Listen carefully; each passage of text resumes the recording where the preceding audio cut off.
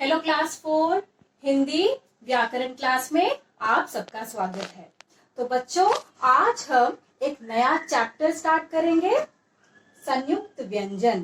ठीक है, संयुक्त व्यंजन। बच्चों, पिछली जो हमने क्लास में हमने क्या देखा था, संयुक्त व्यंजन हमने देखा था ना। संयुक्त व्यंजन वो क्या है? संयुक्त व्यंजन जब दो व्यंजनों को हम जोड़ते हैं, जोड़कर जब एक अक्षर आता है उसे संयुक्त व्यंजन कहते हैं। देखो, जैसे श, त्र, ज्ञ, श, इसको कहते हैं संयुक्ताक्षर। ये दो व्यंजनों के मेल से बना है। किससे बना है? दो व्यंजनों के मेल से बना है। इसमें पहला व्यंजन क्या होता है?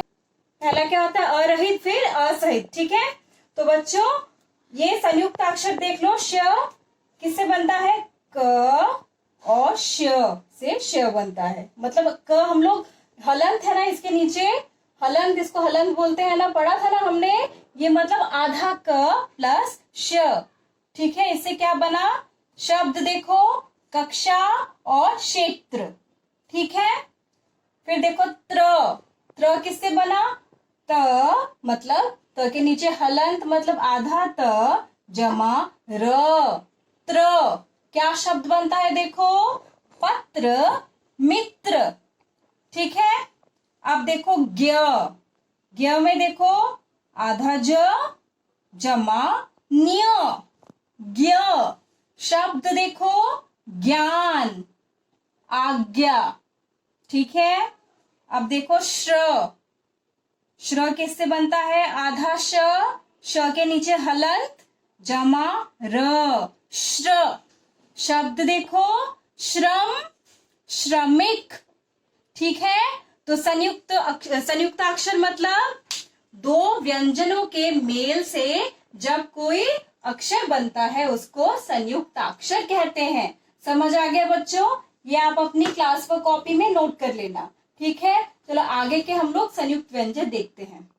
देखो बच्चों, प के नीचे हलंत जमा य, मतलब आधा प और य क्या हो गया? प्य। ठीक है, इससे अब शब्द बनाएंगे।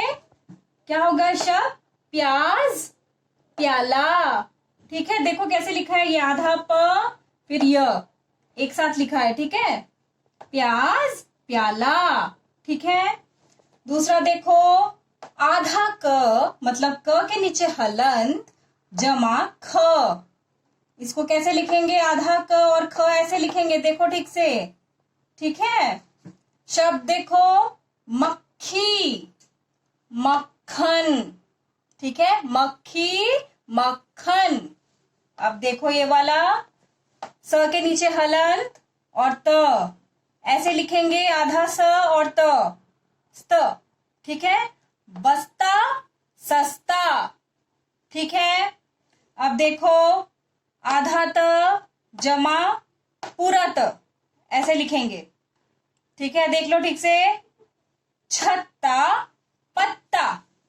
ठीक है, देखो अब ये ड, आधा ड जमा ड, पूरा ज, पूरा ड। ठीक है, आधा ड और पूरा ड ऐसे लिखेंगे, ड के नीचे हलंत। या इसको हम लोग ऐसे भी लिख सकते हैं। ठीक है, आप ऐसे भी लिख सकते हैं या ऐसे भी लिख सकते हैं, दोनों सही है। ठीक है, ये आधा ड और पूरा ड या ऐसे। ठीक है, देख लिया सबने? अब देखो शब्द लड्डू, हड्डी, लड्डू, हड्डी। अब देखो आधा श और व, श्व। क्या आ गया शब्द? अश्व, विश्व। अश्व मतलब घोड़ा। ठीक है, और छत्ता मतलब यहां पर देखो, छत्ता मतलब है मधुमक्खी का जो छत्ता होता है ना, उसको बोलते हैं छत्ता। ठीक है, सस्ता मतलब बहुत ही सस्ता, बहुत ही चीप। ठीक है, एक्सपेंसिव नहीं है जो। ठीक है, अब देखो, आधा श जमा प, पूरा प, आधा श और प। इससे क्या शब्द बनता है? पुष्प, पुष्पांजलि। पुष्प मतलब तो फूल होता है, और पुष्पांजलि मतलब जब भगवान को हम लोग जब फूल जब समर्पित करते हैं, जब चढ़ाते हैं, उसको पुष्पांजलि कहते हैं। ठीक है, अब देखो ये आधा ल जमा पूरा ल ऐसे लिखते हैं, और इससे शब्द देखो क्या आ गया, बिल्ली दिल्ली। ठीक है, अब देखो च आधा च और छ, च छ आधा च और छ। शब्द देखो मच्छर अच्छा। ठीक है, अब देखो आधा क और पूरा क ऐसे लिखेंगे, आधा क पूरा क। अब देखो सर क्या हो गया, मक्का और सिक्का। मक्का मतलब कॉर्न और सिक्का मतलब कॉइन। ठीक है, अब देखो ड आधा ड पूरा ढ, इसको ऐसे लिखेंगे, या हम लोग ऐसे भी लिख सकते हैं, ड ढ ऐसे भी लिख सकते हैं, दोनों सही है। ठीक है, देख लिया आपने। तो इससे शब्द देखो गड्ढा बुढ़ा। ठीक है, अब देखो आधा न जमा पूरा न ऐसे लिखते हैं, इसका शब्द बनता है गन्ना। ठीक है, गन्ना मतलब शुगर केन, और प्रसन्न मतलब खुश। ठीक है, देख लिया आप सबने, अच्छे से ये नोट डाउन करो, कोई भी गलती नहीं होनी चाहिए बच्चों। ठीक है, र के विभिन्न रूप देखो बच्चों, यहाँ पर ये है 3 र के रूप। इन दोनों को हम लोग कहते हैं पदेन। क्या कहते हैं, इन दोनों रूपों को हम लोग कहते हैं पदेन। ठीक है, और इसको हम लोग कहते हैं रेफ। क्या कहते हैं, रेफ, रेफ की मात्रा, और ये है पदेन। ठीक है, तो कैसे लिखेंगे, पदेन जो है इससे क्या शब्द बनता है, देखो क्रम, क्रम, और ये ग्रह। ठीक है, इसको जब हम लोग तोड़कर लिखेंगे तो इस तरह से लिखेंगे, क फिर आता है ये पदेन, ये र की मात्रा ये वाली आती है, फिर उसके बाद म। ठीक है, वैसे ही ग्रह भी करेंगे, ग फिर ये र की मात्रा, फिर ह। ठीक है, ऐसे ही ग्रह भी करेंगे। ठीक है, क्रम मतलब ऑर्डर, सीक्वेंस। ठीक है, और ग्रह मतलब प्लैनेट्स। समझ आ गया। अब दूसरा देखेंगे, दूसरा पदेन। पदेन के 2 रूप हैं, देखो पहला ये, दूसरा ये। ठीक है, पदेन का दूसरा रूप देखो, शब्द आ गया ट्रक, ड्रम। ठीक है, अब इसको हम लोग कैसे लिखेंगे, ट फिर ये पदेन फिर क। ठीक है, ट फिर ये पदेन की मात्रा फिर क। ड्रम भी वैसे ही लिखेंगे, ड फिर पदेन फिर म।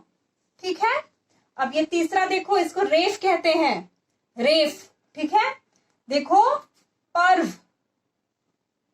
कर्म, पर्व मतलब उत्सव। ठीक है, कर्म कार्य, कर्म। ठीक है, पर्व को जब हम लोग तोड़ेंगे तो इस तरह से लिखेंगे, प व फिर होगा आपका ये वाली मात्रा, रेफ की मात्रा। ठीक है, वैसे ही कर्म भी लिखेंगे, क म फिर रेफ। देख लो ठीक से, अच्छी तरह से देख लो, इन दोनों को पदेन कहते हैं, इसको रेफ कहते हैं। र के विभिन्न रूप, ये तीनों रूप र के अच्छे से देख लो। ठीक है बच्चों, तो बच्चों मैंने जो आज काम करवाया है वो आप अच्छे से कोई भी गलती किए बिना अपनी कॉपी में नोट डाउन करिए।